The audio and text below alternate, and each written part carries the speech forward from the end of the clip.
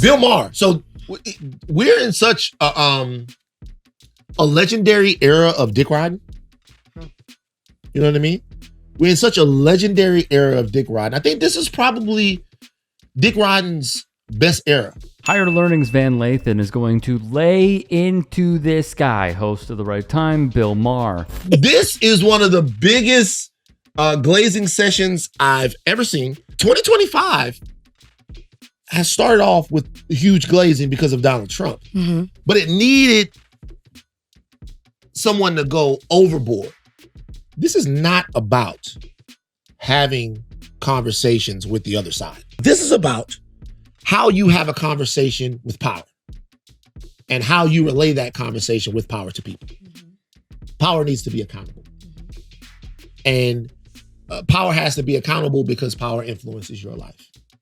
And in that, Bill Maher failed. This show is so out of touch, I'm surprised they haven't rebranded to Centrism Central, because it just speaks to Maher's loyalists who hoot and holler at every D+ line he spews.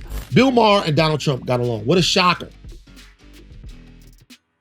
The thing that Bill Maher might not understand, that I understand, is that Bill Maher has way more in common with Donald Trump than he does with me or a lot of the other people who used to watch the show for a long time. You mean to tell me two rich, white, Ivy League educated atheists from New York had a great time together? Of course they had a great time together. Sure.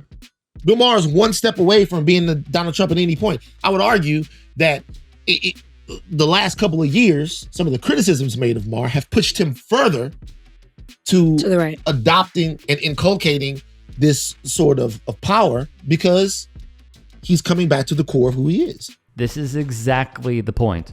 Maher used the N-word in an exchange with former Nebraska Senator and former University of Florida President Ben Sasse. When he said, quote, "We'd love to have you work in the fields with us," Maher responded, "Work in the fields? Senator, I'm a house N-word."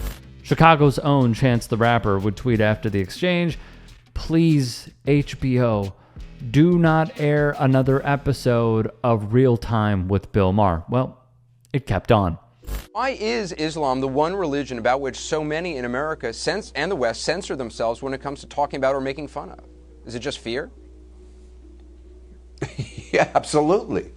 Absolutely, because they're violent, because they threaten us, and they are threatening. They bring that desert stuff to our world. I said the same thing Friday night. You know, we don't threaten each other. We sue each other. That's the sign of civilized people. Maher would continue in a piece put together by Alternet.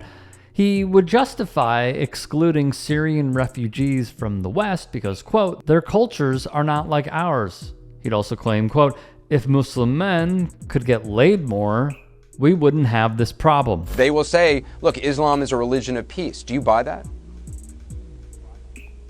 Yeah, they blow you up. There's a PC over there. There's a PC over there. There's a PC over there. Hey guys, quick break in the action. I have a new show coming out called The Rick Strom Show. It is going to be awesome. I'm interviewing musicians, athletes, producers, writers, journalists, authors, sports doctors. Go check it out at youtube.com/@TheRickStromShow. Also be sure to throw me a follow on Instagram, Threads, Blue Sky. It can all be found in the description box below. Thank you. When 14-year-old Ahmed Muhammad brought a homemade clock to school, Maher stated, "Look, this kid deserves an apology, no doubt about it. They were wrong. But can we have a little perspective about this? Did the teacher really do the wrong thing? Because for the last 30 years, it's been one culture that has been blowing blank up over and over again." What she wants to drive. They want the best part of America, the modernity.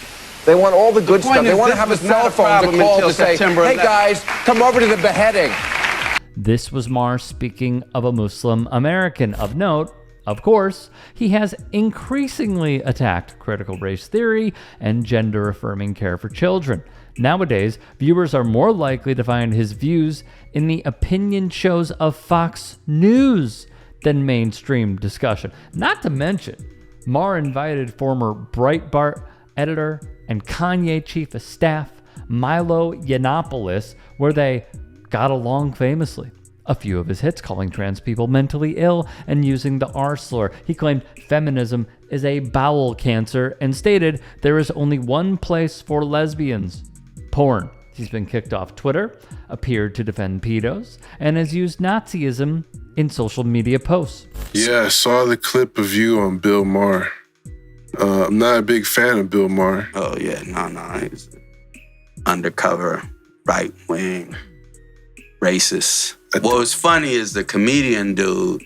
Harlan Williams. Yeah, he, during the commercial, he was like, man, I really agree with everything you're saying. They just told me I'm supposed to do this. I'm supposed to be the funny one and, make fun of you to keep it light so people will watch more, That's crazy. However one feels about him, and I certainly do feel some type of way, Adam Kinzinger would post on Threads. I have a friend that guarded Saddam Hussein after his capture. He said he was quite nice and friendly. Reminds me of Bill Maher's meeting with Trump. Being nice doesn't mean you aren't a bad man. He was duped. He was conned. And it's sad in a way to me. You know what the saddest thing about being an unattractive man is? Tell me. That you don't know when someone's trying to. He fell for every bit of glamoring that Donald Trump threw his way. What he gave to Bill Maher was something that Bill Maher desperately wants. He gave him his whiteness back. He dug it because he could say things and not be checked for them. Right? He enjoys a social order where no one checks his work. No one checks his work. Nobody. Even though he's making a living injecting his opinion about people's lives into the world, he wants that to be met with absolutely no pushback. He doesn't want to hear from the people whose lives are being affected.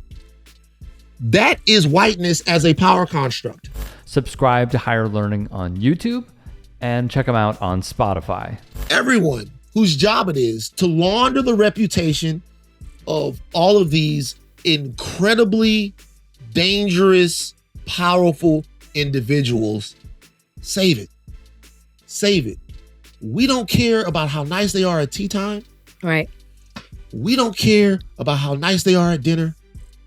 We don't care how easy they are to talk to.